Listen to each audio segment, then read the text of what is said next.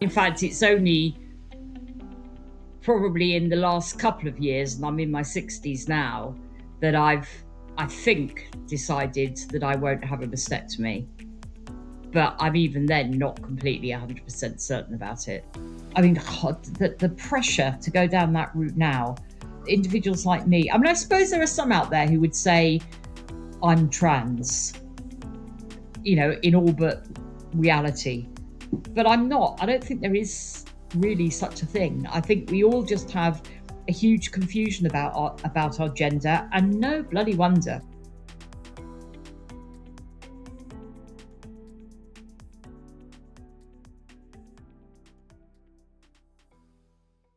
So AJ, you're very, very welcome to the podcast.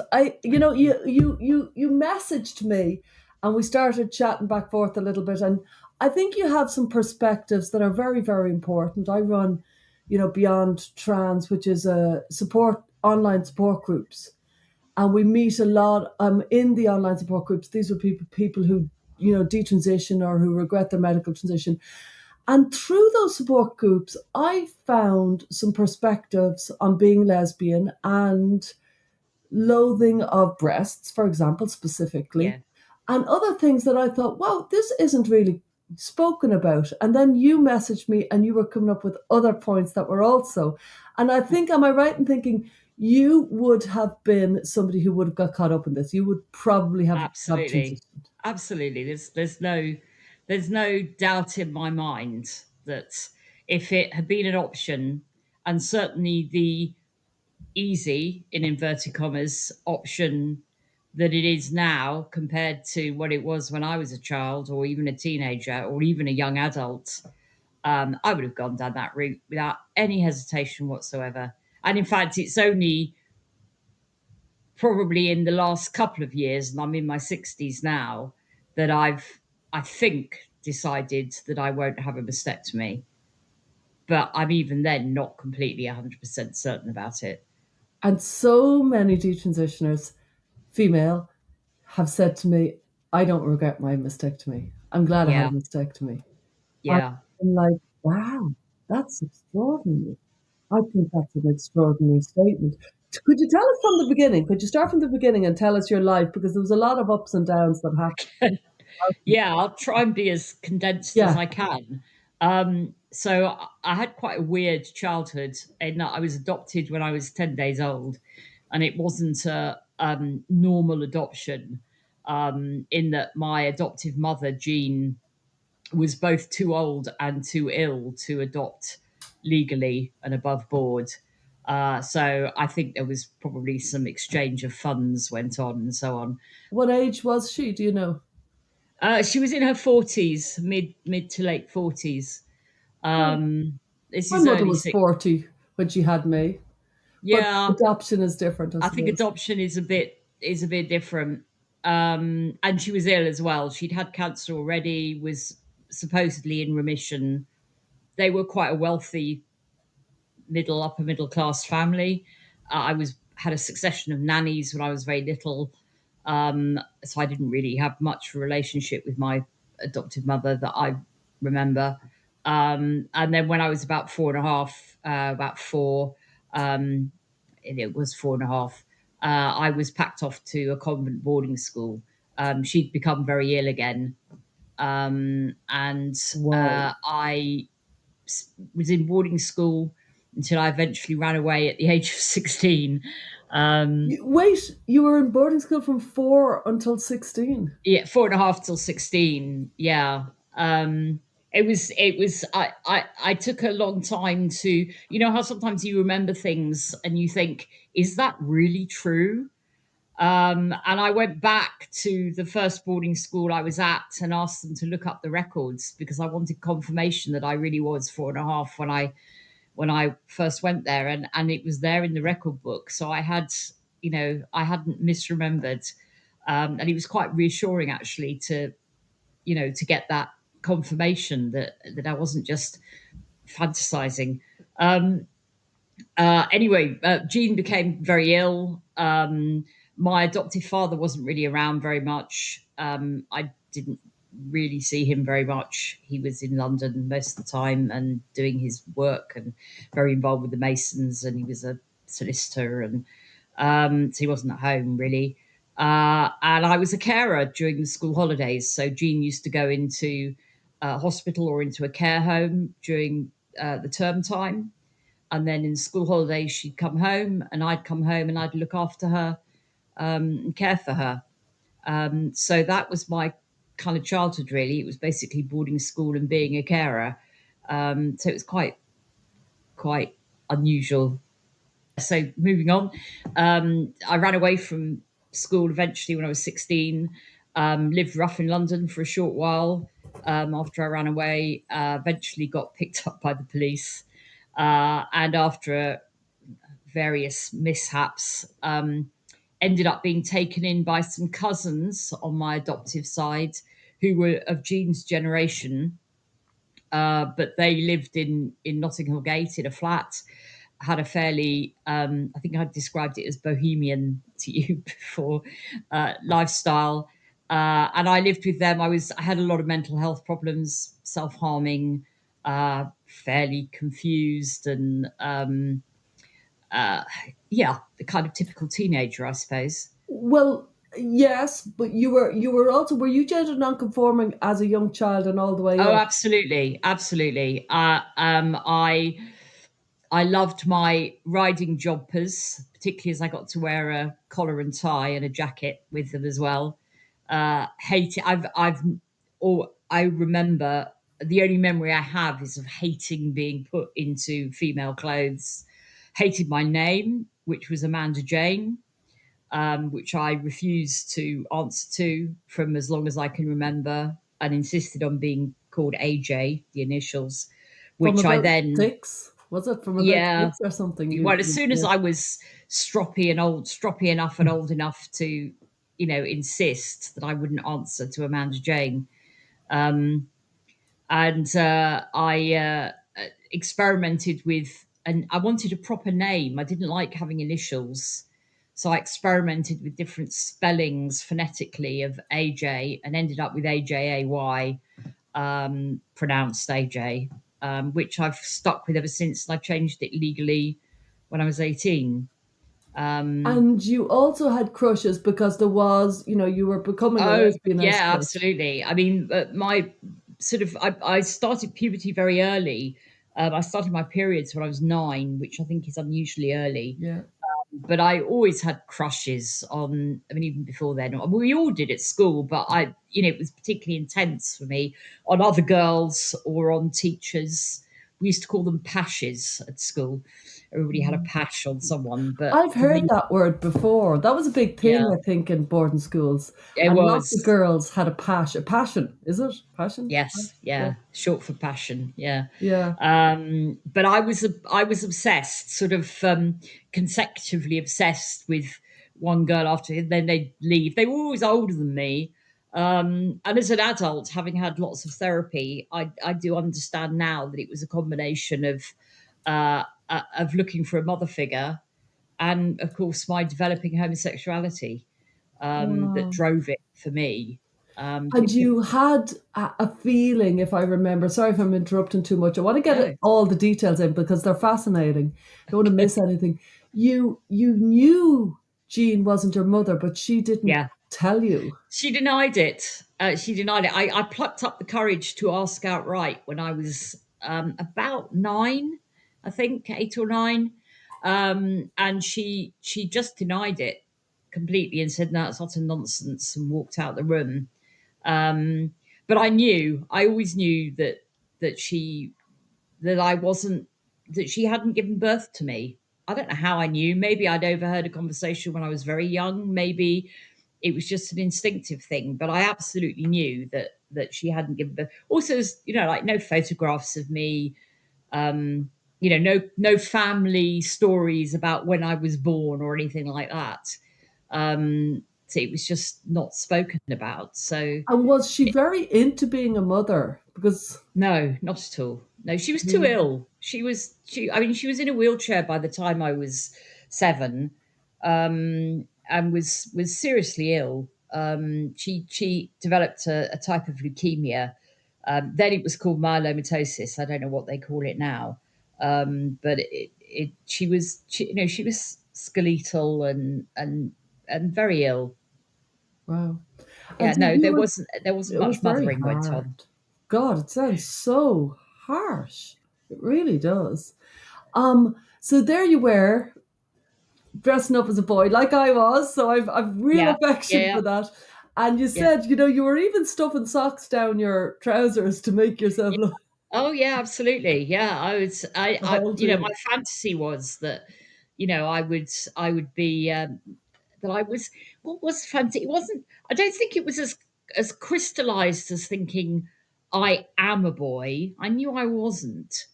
I was the And same. nobody ever suggested that I could be or might be.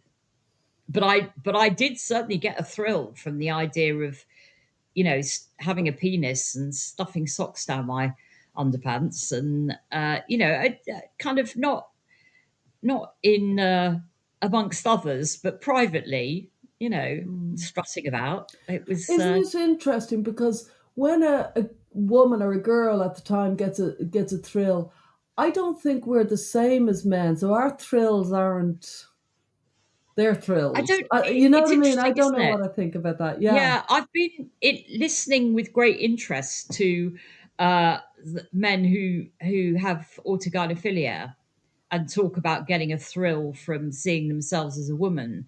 And I've been trying to think whether is it autoandrophilia, the opposite? I don't know yeah. what the It's the terminology would opposite. be. I don't think that's what's Yeah, going on for me. no. I don't think so. I think it's a I mean, I male don't framework. now get any Yeah, thrill from, didn't as an yeah. adult, but as a child, it was more, I think, looking to try and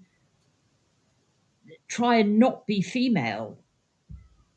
It was more about not being female, Mighty really. though, it's funny that you said the word strutting, and so many tomboys, as we were, we strut and we swagger and we give it all. It's this, Absolutely. there's something about our personalities that is also part of the play here that I think gets missed. And so, of course, we're going to be persistent, consistent, and insistent. Our very natures are kind of cocky, if you follow Yeah. me. Yeah, yeah. Yeah, Yeah. I think that gets And there's missed. also, I think, sorry, I jumped in there, but there's also something about, I have a memory of on bonfire night at school. I must have been 12, 13, and we were all gathering branches to put on to create the bonfire. And I remember looking for the biggest, heaviest log I could find and wanting to Classic. show off carrying it on my shoulders up the hill. Like I'm really macho and strong and I can carry Yeah. this great big log. Bizarre, because I mean, the other kids, the other girls wouldn't have. Didn't care. No, they were all like, how pretty is my hair? Yeah. Yeah, I remember. I remember. I know them. I know that you think you're impressing everybody. You're only impressing yourself. But how macho Yeah, you yeah, were. it's But bizarre. things turned darker. You had such a difficult time of it. I think there was some sexual assault when you were younger, and again when you were in your Yeah, teens. yeah. I was quite naive. I think most of us in boarding school were. Yeah, I mean, when I was about 14, I got approached by a guy in when I was studying in the local library at home during the holidays, and I got myself into through my own naivety, got myself into a very difficult situation, and I ended up being raped by him and his friend, and never told anybody about it until I was an adult, and eventually talked about it in therapy decades later. Um, so yeah, it was. And there was another event when you were younger. You bit somebody's hand. Yeah, Yeah. when I don't know how old I was, probably about 6 or 7. We were abroad on holiday, and I was sent back up to the accommodation to get something and come back down to the pool, and I got accosted by the guy who ran the little local restaurant, who tried to put his hands down my underpants, and I bit him and ran off. But that certainly taught me that that was my first realization that there was something about men that I needed to be a little bit wary of. But Wow. obviously, I didn't learn the lesson hard enough because I got myself into a difficult situation later on in life. Oh, I'm not sure if I'd agree with that. The way the manipulation of predators, and they Yeah, true. push in on exactly that kind of agreeable nature of certain people, that you know what I mean. They know what they're doing. They have a lot of fails before they have a hit, and then they learn how to have a hit, and they're like they really Yeah, are so manipulative. I just don't think you could put it down to naivety. Myself, I don't know the story, but I yeah, know how manipulative predators are. yeah, And yeah. but no wonder you were self-harming and filled with self-loathing. But self-harming, what years were that? Because surely self-harming wasn't very well known then at all.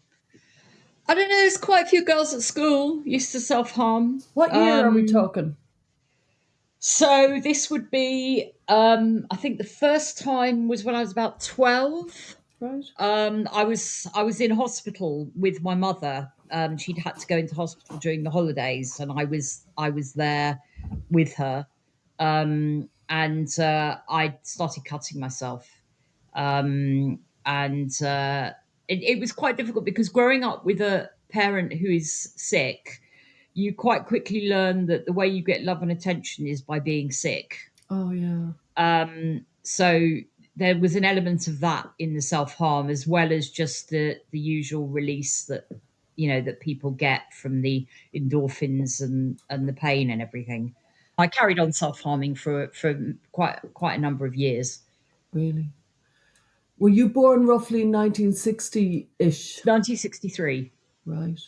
So this would be about 1975. You don't hear much Yeah. about self-harming then, but having had the childhood you had, it was going to come out one way or the other, the distress. Yeah.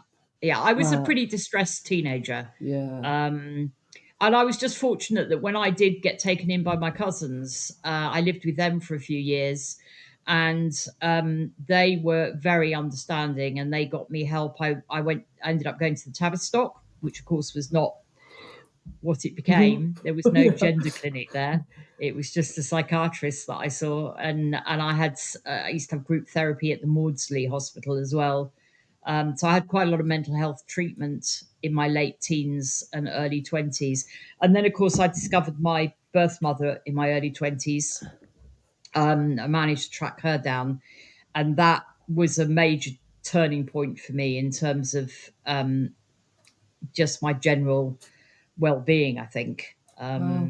When you were It 18, you discovered your birth cert and you realized Jean wasn't your mother for definite. No, Oh, sorry. I'd realised that. I mean, I knew that she wasn't my mother anyway. When she died, I found my birth certificate, my original birth Was that certificate. when you were 18? That was when I was 18. Yeah. I found my birth certificate, which gave me my name and enough information about my birth mother that I was able to track her down. It took me a few years to actually trace her, but I did in the end manage to trace her, and we eventually met when I was in my early 20s, and I discovered I had two brothers and two sisters, and a wider family there who I'm in touch with now and have a very good relationship with my younger brother who was 11 when I met him. Oh. Um, yeah. And did you find out why you were adopted?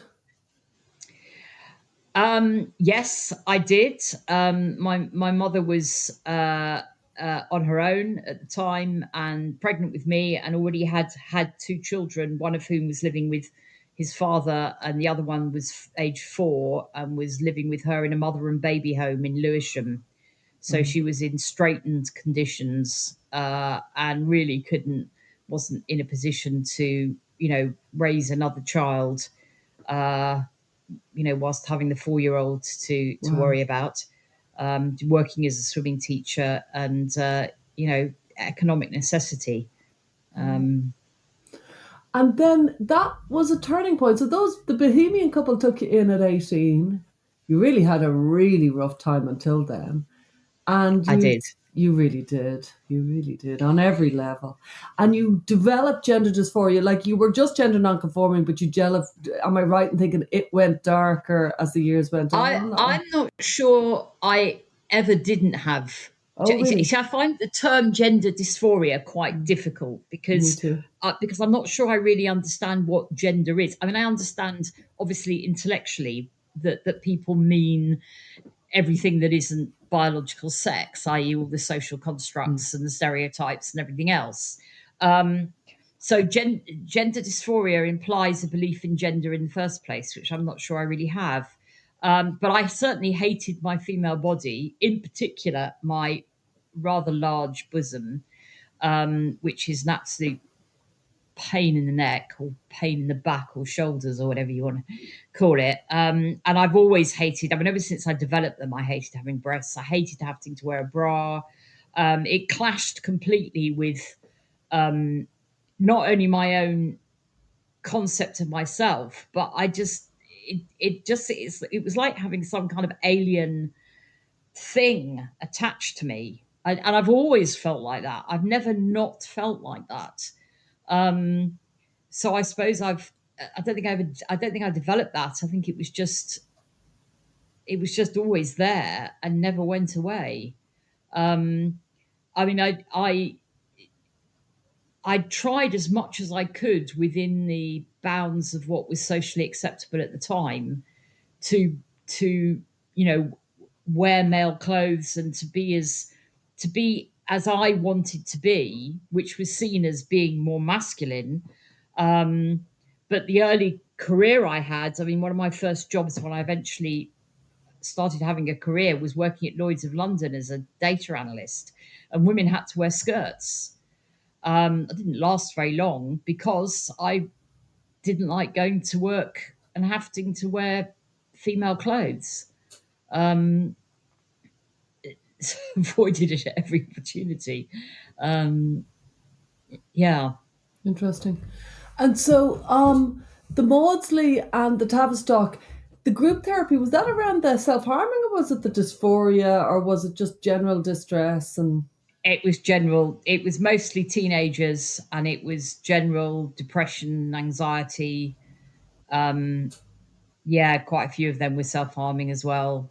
I mean, I was in a very you would bad have been, way yeah, you would generally. have been. Poor little chicken. And I wonder, did they deal with you being a lesbian? Did they help you or anything like that? Not really. No. What helped me with that was discovering a woman's place at Hungerford House, which was back in the I think it started about 1970, closed down about 86, I think, and it was a sort of drop-in centre, library, women only, just near Embankment Tube, and it was just the most amazing place. And there were all sorts of groups and discussion groups. It was quite political. There were quite a few. There was a group that met there regularly, which was a mixture of people who worked in mental health services, so psychiatrists, psychologists, therapists, and patients, people who were on the receiving end of the services. And we talked a lot about how women were treated in the mental health profession. You know, this kind of one of the big issues was the use of things like tranquilizers and Valium, and how women were prescribed it far more often than men were, and that women's mental health was just not taken seriously. So there was a lot of, and there were a whole host of other subjects. I mean, there were lots of different discussion groups and opportunities to kind of get involved. And of course, I met there lots of women, lesbians who were butch and you know way more masculine than I was, Hmm? and I found my tribe, I guess you'd call it. Just like young lesbians now go on TikTok and find their tribe of non-binary trans folk. And when you're that age, you like to find your tribe, and once you Yeah, found it, you stick to it. yeah. But it gave me a feminist education, and that helped me at least reconcile the fact that I was female and that it was okay to be female, but I would prefer to be female and not have breasts still, if that makes And sense. would they bother you that much? You know what I mean? Yeah, I hated Really? it. I still do. Still do. Absolutely hate them. They serve no purpose whatsoever. They're very good for rocking babies to sleep, Oh, and I'm very good with babies. I well, love that's really babies. lovely. In fairness, go They're on. also very useful when I get approached in the women's loos. You know, when you get that, you see that look in someone's eye, and they're going, is that a bloke? Or is it? Yeah, and I can thrust my chest out and make it clear that I'm female, and they back off. It's Well, great. what about sexual pleasure? So that gets us into the whole territory of what we used to call Stone Butch. So I don't know whether you've read Stone Butch Blues. Um, I read it a few years ago, but I was, right. yeah, keep going. I know it. It's famous. So it's interesting. There's a whole Didn't she transition in the end, that one? yeah, she did. She Yeah. and I think that's probably true for quite a lot of lesbians who feel the same way. There's something about hating your own body that makes it very difficult to be on the receiving end of sexual pleasure from someone else, because you've got to somehow connect with your body in a positive way in order to be on the receiving end of that. So, for me, sexual pleasure has always been about giving, not receiving. It's about making the other person happy and giving pleasure to the other person. And it's very hard to to be physically receptive to that returned attention. And I think this is just my own personal theory, but I recognize some of this in the accounts of other lesbians who have expressed similar views, like in the book Stone Butch Blues, that I think it is about how do you how do you receive that attention when you can't stand your own body. And And, that's the only way I can think of to explain it. and does that mean that you and many like you are not receiving orgasms? No, not at all. Um, but it's you. I mean, you. I'm just thinking about the odd family member who might be listening to this Sorry. Turn off. and I want thinking, to hear. just I could just see my 30-year-old daughter going, no, no, don't talk about Only that. talk about how much you're comfortable with. However, Yeah, no, I no. do It's think it's it's it's quite. important to know. It's possible to have sexual pleasure yourself when you're with somebody else. It's just that you don't want them to. The engagement goes one way, and but it doesn't mean you don't get you don't you. It's still just as sexually pleasurable for me. I mean, it, yeah, it's kind of too much detail. Yeah, just use your imagination, Stella. Okay. Okay. Okay. Fair enough. It's just the level of self-loathing that you're just the giver and not really the receiver makes Yeah, me think, just because I work with I suppose I'm big into acceptance, I'm big into making friends with yourself, I'm big into kind of just coming around to the fact that you have to make friends with yourself, you know? yeah, and that can be very hard to do. I mean, I still have therapy now on a weekly basis, and I have done for years, just to navigate life. And one of the big issues that comes up a lot for me is that and I think part of it is just trauma based as well. Yeah. That I'm over concerned about other people, and I don't have enough concern for myself a lot of the time. I'm not very good at looking after myself and my own needs and my own boundaries. Boundaries are a big issue for me because I will go out of my way to make sure everybody else is okay, and has what they need. and won't impose my own boundaries particularly. And I think that's a mixture of the trauma side of it, but also, having living with gender dysmorphia or body dysmorphia, whatever you want to call it, is quite tricky because you are inhabiting a. And I think there's an additional complication for me in that because of growing up as a young child, knowing that Jean wasn't my mother, I had lots of very bizarre thoughts about where I might have come from Oh because there yeah. was just a black hole for me. So I went through a phase as a child of thinking I must be an alien or a robot, and I was quite serious about it. Because I had no explanation for where I'd come from. I knew I hadn't been born, and nobody was giving me an answer as to where I came from. And that's something that's travelled with me into my adult life.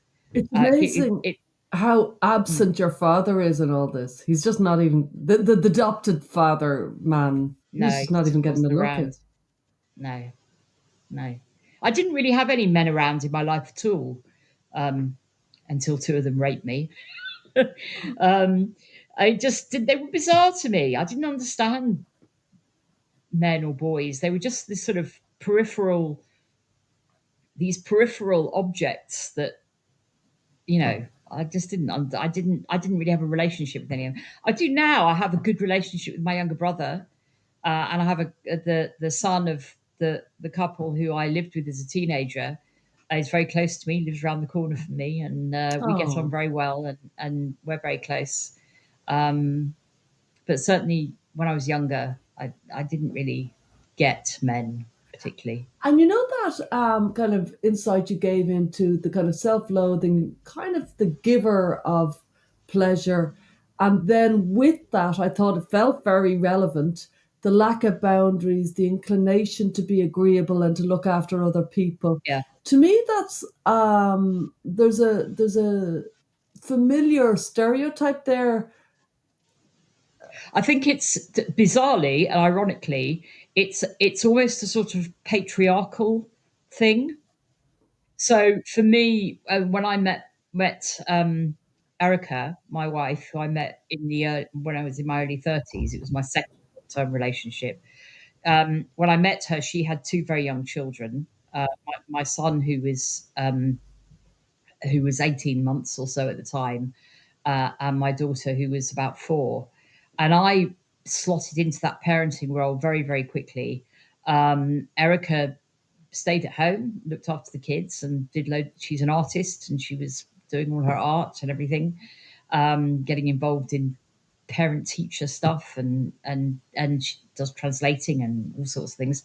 And I was working and earning the income, and that became very much my identity. I was the protector. I was providing the home. I was providing the income. It was a very patriarchal role in quite a almost nuclear family kind of way. And I loved being a parent. I loved bringing. I mean, one's 30, the other's 26 now, but I just loved it. It gave me an identity. It gave me a sense of identity. And I'm kind of a little bit surprised because I would have thought mother would not have been a big word for you. It wasn't. I didn't feel like a mother. Mm. I've never said this before. Sorry, Frankie, if you're listening. Um, but to me, in my head, perhaps I didn't articulate it as such, but in my head, it was more of a paternal role. Yeah, that's I what you was just being a father. described. Yeah, Yeah. yeah.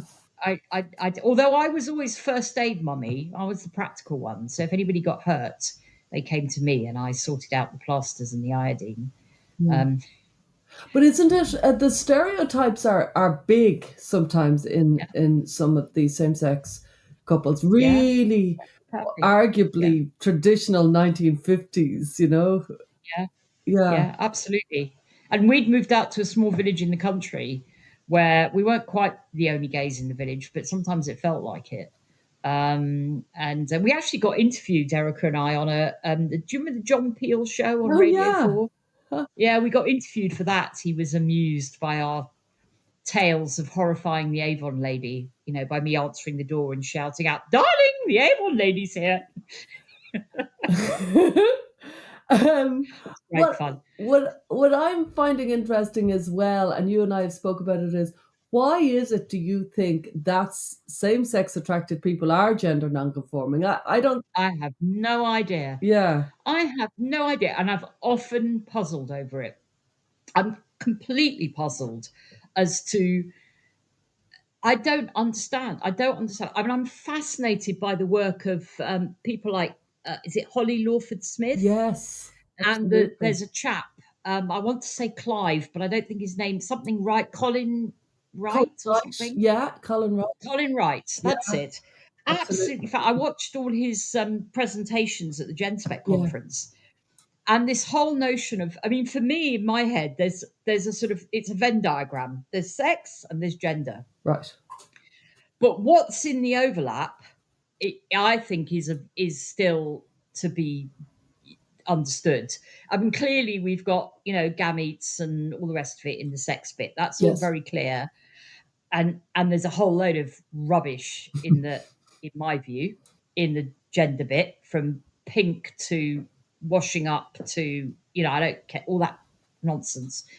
And then in the overlap, I listening to Colin Wright talk about the work. I think it was Colin talking about the work that was done with communities who, I don't know what the correct terminology is, but communities who are still very much not quite hunter gatherer, Okay. but self More sufficient, primitive, more primitive. I don't like that word to really. describe them, because actually I think in many ways we're more primitive. But those sort of communities, where the research showed that there were some tasks that were very, very clearly always female tasks or always male tasks, regardless of where in the world that community was.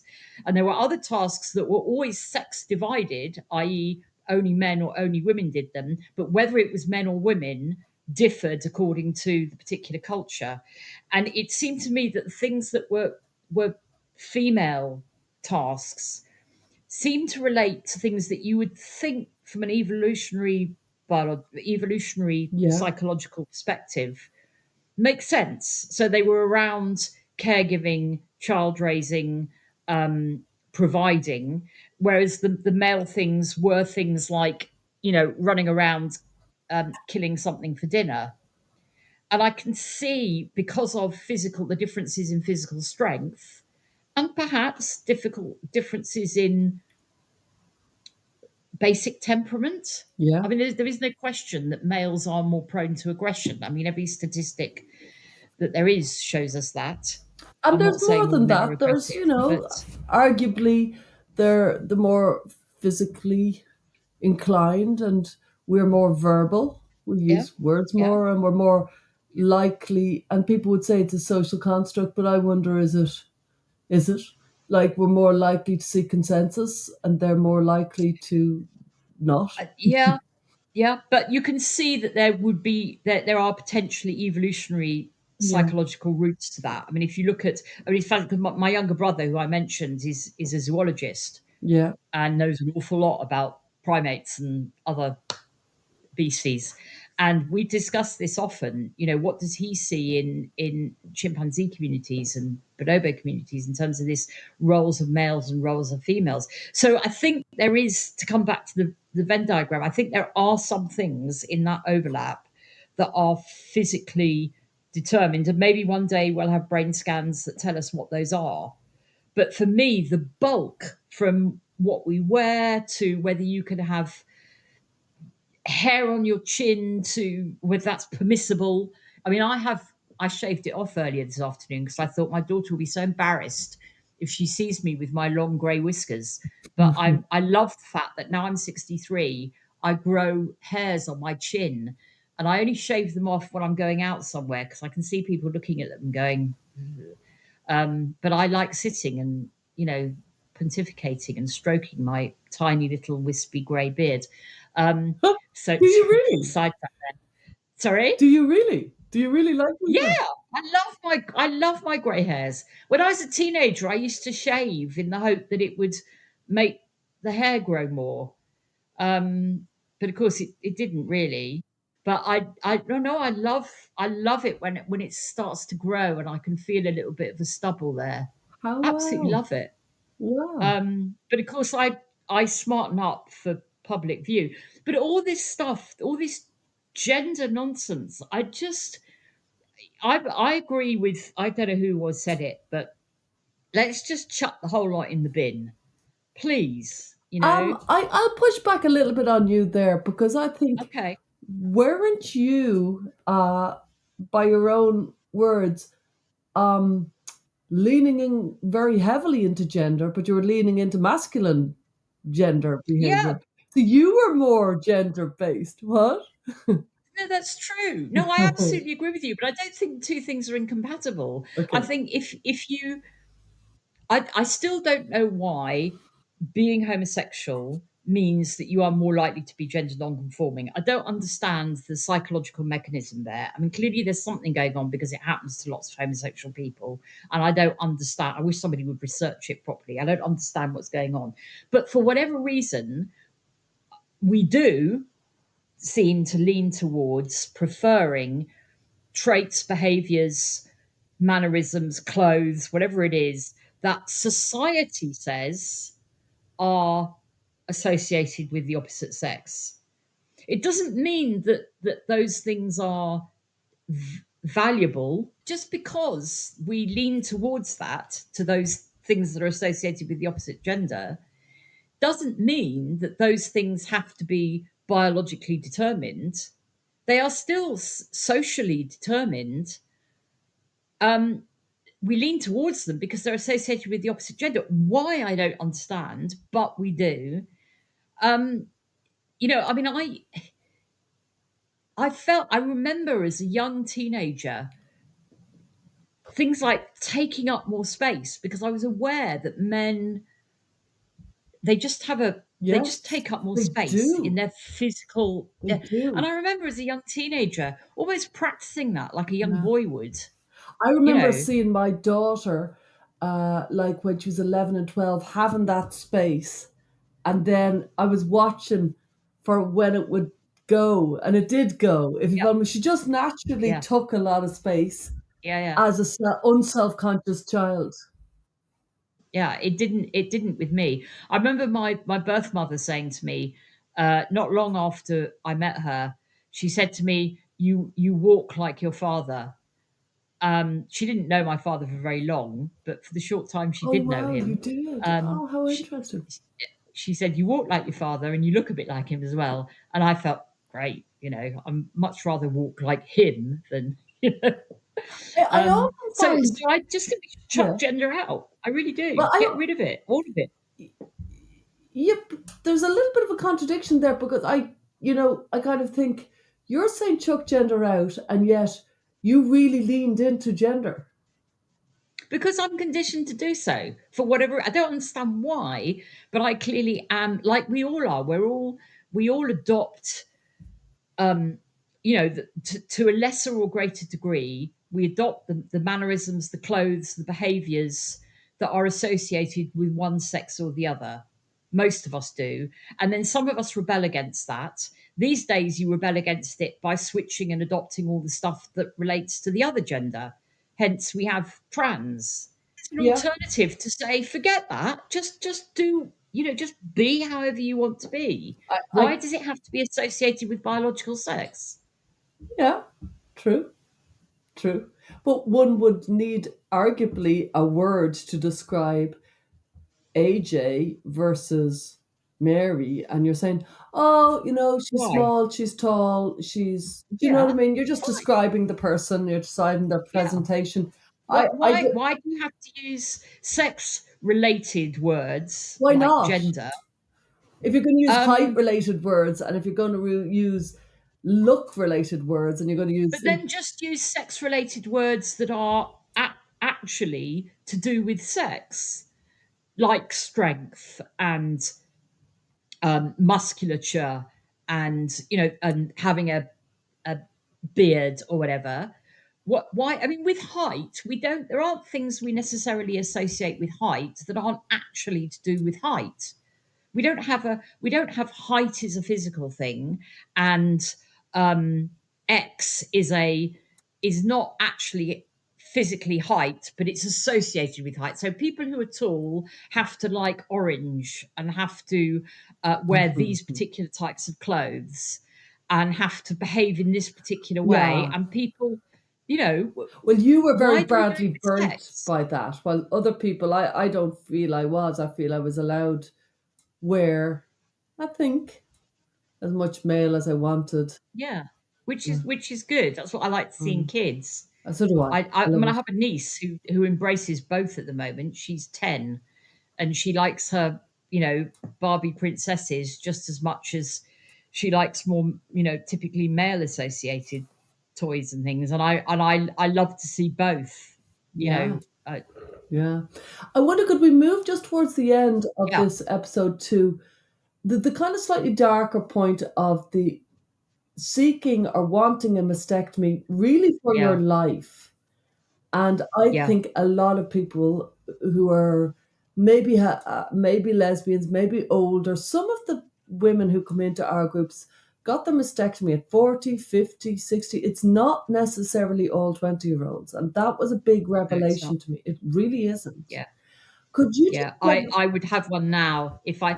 The only thing that stops me is my age, and having several acquaintances slash friends who have had mastectomies as adults, perhaps not quite as old as me, but a bit younger, but you know, in their 40s or whatever, and just seeing how much of a major operation it is, and the recovery time and the complications. There are huge. I mean, it's a major operation. There are, you know, potential for huge complications, and I do worry about that. And also, I feel a bit like I'm giving in. You know, I kind of feel like I ought to just embrace my body somehow, that I'm failing somehow by giving in and saying, no, you know, I mean, I was very interested listening to your episode on what's it called, uh, apatemnophilia, yeah. people who feel that a limb doesn't belong to them and that they want Mhm. it removed. I completely and totally understand where they're coming from, because that's how I feel about my breasts. They do not belong to me. I do not want them. I've never wanted them. They're not part of me, and I felt the same about, you know, having periods and things like that. I had to have a hysterectomy when I was in my 50s, for medical reasons. I had an enormous fibroid that was causing me all sorts of drama, and I had to have a hysterectomy, and I was so relieved. I was so relieved that there was a medical reason, you know, for having it, and it was like, great, thank God for that. And that's where I feel about, I wish I could understand it better, and I don't. I've heard people say that, they don't regret the mastectomy. And I think to myself, well, you would say that. Well, often when we do something, we double down. Not many of us really regret big events. We tend to think, Oh yeah, totally. Yeah, yeah. yeah, we tend to think, Totally. No, I understand that yeah. completely, and I certainly think for a lot of the youngsters now, I mean, right into their 20s, you know, who are going down the mastectomy route for trans reasons, it's an absolute crying shame, because a number of detransitioners who are, you know, are saying that it just, I mean, God, the pressure to go down that route now. I just, you know, individuals like me. I mean, I suppose there are some out there who would say I'm trans, you know, in all but reality. But I'm not. I don't think there is really such a thing. I think we all just have a huge confusion about our gender, and no bloody wonder, because gender is this weird socially constructed thing, by and large, mostly, and you know, everything from makeup to high heels to exaggerated musculature, and you know, whatever all these things we associate with male or female.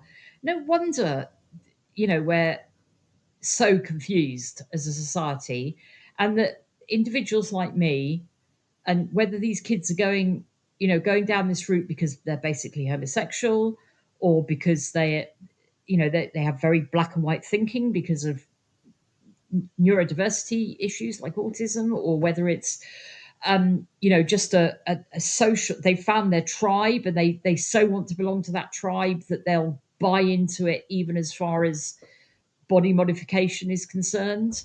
There's a whole host of reasons I think why people get caught up in this, and it just feels to me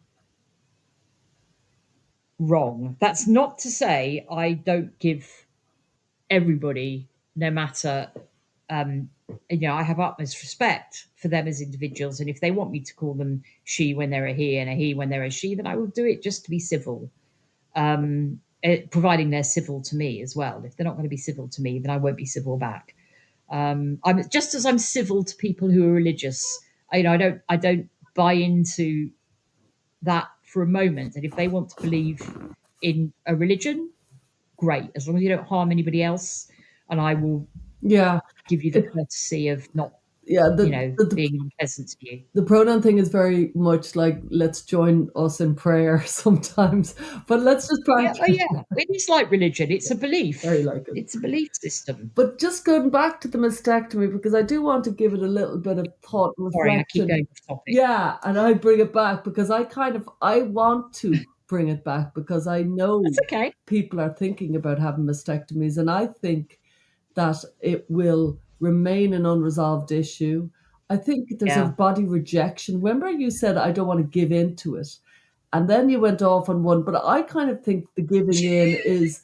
I just wonder, is the giving in something along the lines of giving in to the self-loathing that was was almost imposed on you from a horrendous start. Do you know what I mean? I Yeah, feel maybe. protective on your behalf, thinking, do you know what I mean? Yeah, yeah, I know you might have Yeah, a big bosom yeah, and there might be maybe. backache, you know? Yeah, but maybe. Yeah. I if somebody could explain to me why I feel like this, then maybe it would be easier. But I also feel, there's other women out there who feel the same as I do, and they get on with it. Other lesbians who hate their breasts, are you specifically saying? Yeah, Yeah, yeah, and also straight women. I yeah, think I think there are straight women out there who, particularly if you have a very large yeah, bosom, as yeah, I do, yeah, it does have practical constraints. And yeah, yes, I could get a reduction, yeah, but what's the earth's the point in that? I just get rid of them, for God's sake. Why would I bother with going through all that surgery just to have the same things but smaller? Doesn't make sense to me. yeah. Well, I can hear you. I hear you. I know you make logical sense, and I know people have operations and they're perfectly happy with them. I also agree with you that it's a major operation and there are complications. But there's something about your life and the self-loathing that it comes from that makes me think you're right about the phrase giving into it. It feels very connected to me. Yeah, yeah, I think you're right. I think you're right. I do. As I said earlier, I just think we've got ourselves into a huge big mess with gender, and we're getting worse, not better. When I was in the days when I used to go to a woman's place and house, and there were all sorts of women there, straight and lesbian, and we were much, much more relaxed about all this gender conforming or gender non-conforming.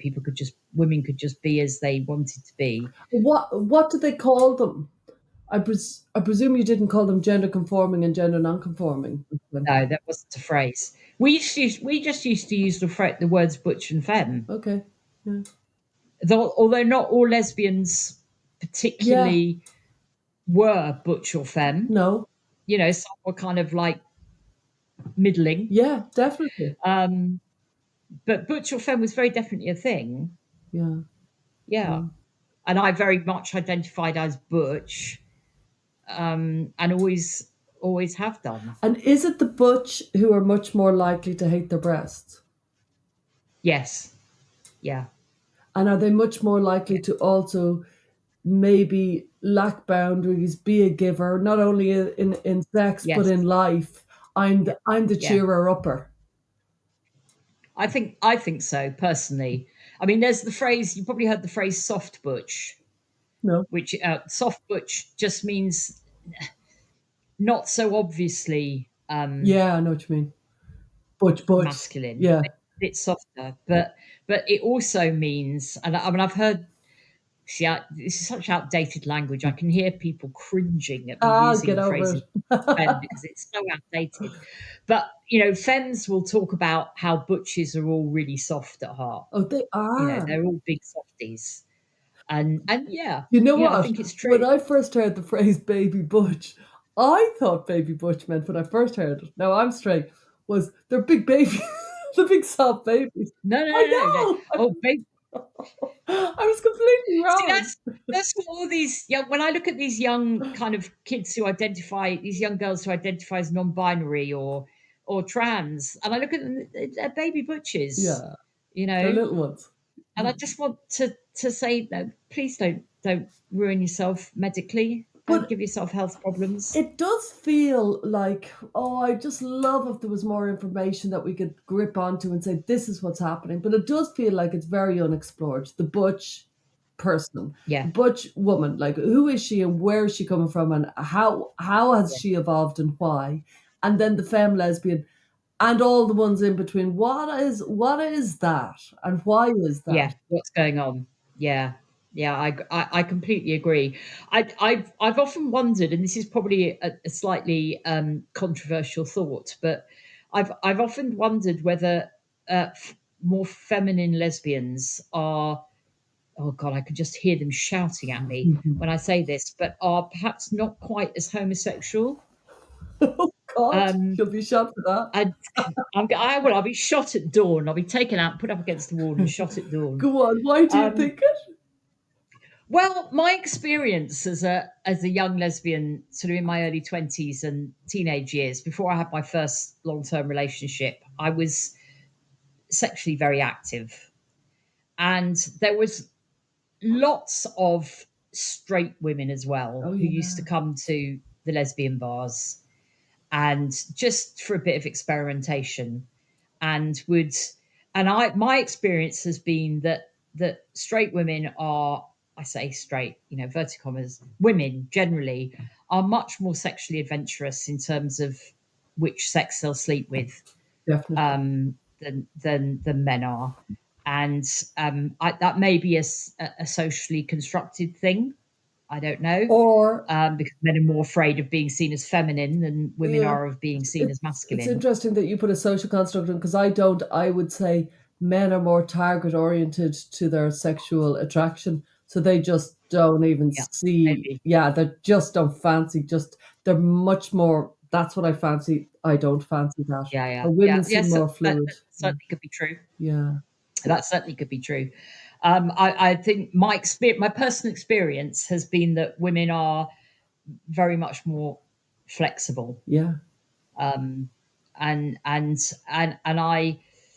yeah, I mean, my first permanent relationship was with my first long term relationship, rather, was with a woman who had been with men prior to me and went on to only have relationships with men.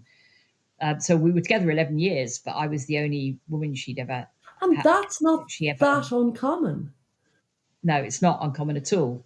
It's not uncommon at all. So I don't know whether there's an element in the whole butch femme thing of actually it's about there's some parallel thing going on that's to do with gender identity, or which set of social constructs you identify with, the ones that are match your sex or the ones that don't match your sex, and then sexual orientation is a separate layer somehow. I don't know, and that they're weirdly connected. Somebody needs to put some of us in CT scanners or whatever it is and do some brain studies and Wow. see what the hell's going on. And just before we finish, do you think is there am I right in thinking that there is a kind of life phases? So there's, young women who experiment in their 20s, you know what I mean? And then they end up straight, or they certainly seem to. But then there seems to be women in and around the menopause who fall in love with a woman, having been straight all their Yeah, life. I think that has also been, in fact, a relatively recent experience of mine is a woman who I've been a very heterosexual woman who I've been friends with for many years, who decided in her 50s that she wanted to experiment and wanted a nice friendly person to experiment with. sexually. But Wow. she's definitely straight. She just has got to the stage of life where she feels she's missing out by not having had the experience. But some of them I think actually that's fall common in as well. love. Some of them fall in love, don't they? And Yeah, I think yeah. some do. But I think for some, it's just about sexual experimentation.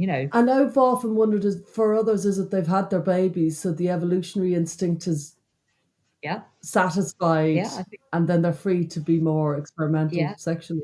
And the hell to me, it seems like the hell of straight dating world seems incredibly fraught to me. I mean, I only see it from the outside, but it looks quite tricky and risky to me. Just one question I was thinking of was around, I suppose, genitals. I know you said, and it was kind of cute and sweet and strutty when you were 10 or 11, sticking a sock down Yeah, your yeah, trousers, which I'm sure many have. And loads of girls and women have emailed me over the years saying, and I yeah, stood to pee, I stood to pee. yeah, yeah. You know what I Oh, mean? that's another thing that I would love Yeah. to be able to do. I've experimented with one of those shiwis, Oh, and yeah. they're absolutely bloody useless. You just get it all Yeah. over your legs. Awful Yeah. things. There is a genital aspect to it, and I think Yeah. there is a genital aspect sexually.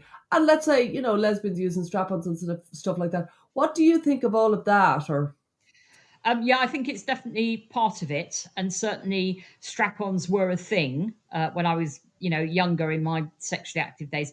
I personally don't like them for me personally so much because it just feels really artificial, and it's too weirdly it makes me feel too male and too aggressive, if that makes any sense at all. interesting? There's an aggression to it almost that I just don't like in a sexual situation. But I do certainly I dream a lot about having a penis, and if I have sexual dreams, they very much involve me having a penis. And I don't think if I can't, I'm not sure whether when I was younger, a young teenager, if the trans route had been available to me then, whether I would have gone the whole route to having a phalloplasty. It's possible I might have at that age, but certainly it's not an issue for me now as much as having breasts are. Probably because these are obvious and in the way and a bloody nuisance. Whereas not having a penis is kind of like just not an issue really now. Um, and it just feels too male. Whereas not having breasts doesn't feel male, but having a penis does. And because of my kind of feminist education, if you like, and leanings, and politically being identified as female, I it would feel weird to me now. But yeah, it certainly was an issue when I was younger. I'd say you definitely would have gone for phalloplasty, which seems to have 70 to 100% complication rate. Like the complication Oh rate god, the is statistics are just awful. The awful. statistics on medical failure are just grim. They really are. But the idea of dreaming that you have a penis, and it does feel very relevant to the entire trans identification. Yeah. It does. And I think Yes, I we think have it to, does. I think when people are so dismissive and so kind of laughing about it, and it's like, well, I'm sure those people who are laughing about it have their own quirks and have their own. Yeah. You know what I mean? I think Yeah. that they miss it if they just think it's silly and hilarious. Because I, I'd like, I think I'd get, we're very quick to dismiss things and, as you say, potentially even laugh at them. But I don't think we actually understand yet enough about what's going on in the brain in terms of sex and all the things associated with sex, like gender, to really understand, and sexual expression and all the rest of it. I think it's so complex, and there's so much social pressure to think or feel particular ways, that we just don't understand enough yet. I really do. I don't understand myself really. I agree. To finish, do you think you will have this mastectomy? I don't know. I don't know. I'm undecided. If somebody could just make it happen like that, then I'd go for it. It's potential medical complications and the sheer scale of the operation to recover from that is the only thing holding me back now. Um, And may I add, a psychological oh yeah, dissonance that you don't expect yeah, that could that's be true. an earworm, a brainworm of Yeah, why did I remove that? What did I yeah, buy into? yeah, You know, yeah, uh, it was part of me being a woman. yeah, yeah. I'm gonna have to add it onto the list for my therapist. Get at it. Well, thank you very much for speaking with us. You've had an extraordinary life, really. And I'm really glad that we could speak so forthrightly about being a lesbian because Yeah. I don't think there's Well, enough. thank you for inviting me. Yeah, I don't think there's enough honest, clear, very language around it, and I think it's needed. I agree. I agree.